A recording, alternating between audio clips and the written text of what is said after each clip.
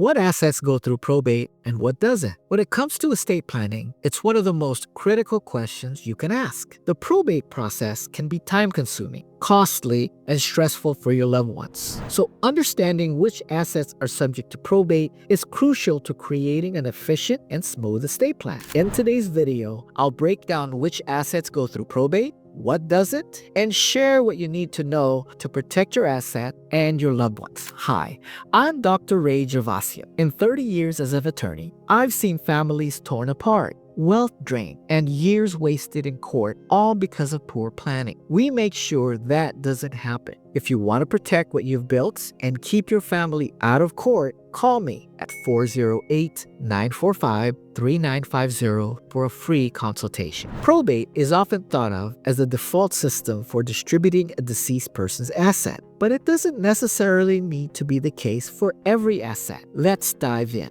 Is probate necessary? Probate validates the deceased will, if one exists, and ensures assets are distributed legally. Debts and taxes are paid, and heirs receive what's due. In California, the court appoints a personal representative, an executor or administrator, to manage this process, which includes notifying creditors, appraising assets, and handling disputes. While probate ensures proper administration, it can be costly and time-consuming with court fees, legal costs, and asset valuations adding up. That's why many people try to avoid probate for some assets to save time and reduce expenses for their families. Assets that must go through probate. Some assets will always go through the probate process, regardless of the deceased's estate planning efforts. These assets include real estate. If real estate is solely owned by the deceased, and does not have a designated beneficiary or joint owner with the right of survivorship, it must go through probate. This includes personal residences, rental properties, land, and vacation homes. For instance, if the deceased owned a house without a living trust or joint tenancy arrangement, the house must go through probate before it can be transferred to the heirs. The court will oversee the transfer of the property to the designated beneficiaries, which may take several months or even years in complex cases. This can delay the distribution of assets and incur significant costs.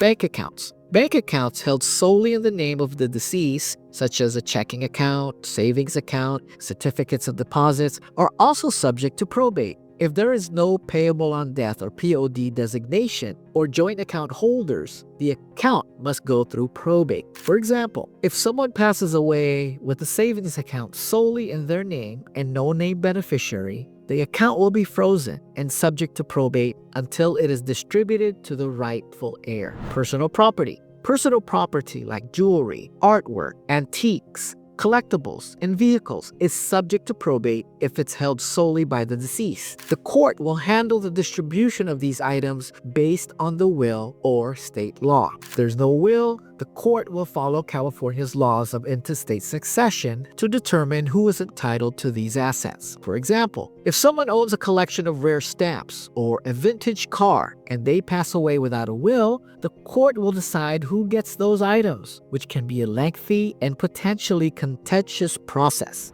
Business interests. If the deceased owned a business as a sole proprietor or was a partner in a business, the business interest must go through probate. For example, if someone owned a family business or a stake in a small business, those interests must be included in the probate estate and will be distributed according to the terms of the will or the laws of intestate succession. The probate process can complicate the management and transfer of business interests, particularly if there are disputes among family members or business partners. Unregistered securities, stocks, bonds, and other securities that are solely in the deceased's name and not held in a trust or with a named beneficiary will go through probate. This can include shares of stock, mutual funds, and bonds that were owned by the deceased. If these assets aren't part of a living trust or payable on death account, they will be subject to probate. Assets that may avoid probate. While certain assets must go through probate, there are several types of assets that can bypass the probate process entirely. These assets are often referred to as non-probate assets. Joint tenancy property. One way to avoid probate is by holding assets in joint tenancy with right of survivorship. This means that when one joint tenant passes away, the surviving joint tenant automatically inherits the deceased share of the property and the asset doesn't go through probate. For example, if a couple owns a home jointly with the right of survivorship, when one spouse dies, the surviving spouse will automatically become the sole owner of the property without the need for probate. This same principle can apply to bank accounts, vehicles, and other significant assets. Living trust assets. A living trust is perhaps the most effective tool for avoiding probate. When assets are placed into a living trust, they are no longer part of the deceased person's probate estate. Instead, the trust successor trustee will manage and distribute the assets according to the terms of the trust without the need for court involvement. For instance, if someone places their home and bank accounts into a living trust, upon their death, the successor trustee will distribute the assets directly to the beneficiaries without the delays and cost of probate. Payable on death, or POD, and transfer on death, or TOD, accounts,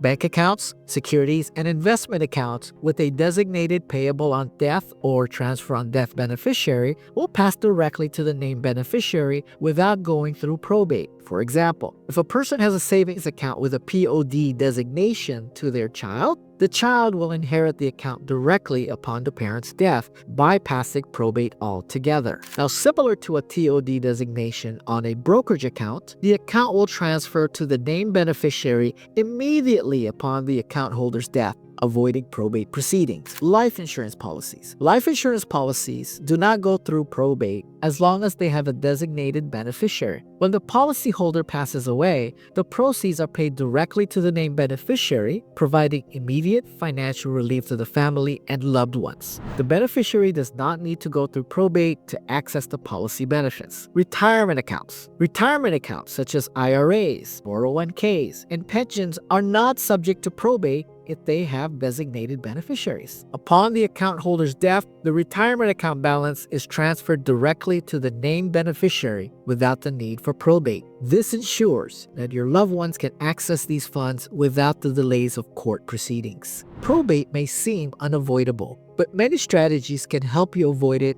and simplify asset distribution. Knowing which assets go through probate is key to effective estate planning. Partnering with an experienced attorney lets you minimize probate, cut costs, and ensure your wishes are honored. If you haven't reviewed your estate plan or want to learn more about how you can avoid probate, give us a call at 408-945-3950 for a free consultation. I'll help you build a plan that works for your unique situation and gives you peace of mind for the future. And if you found this video helpful, hit that like button and subscribe. I'll see you in our next video.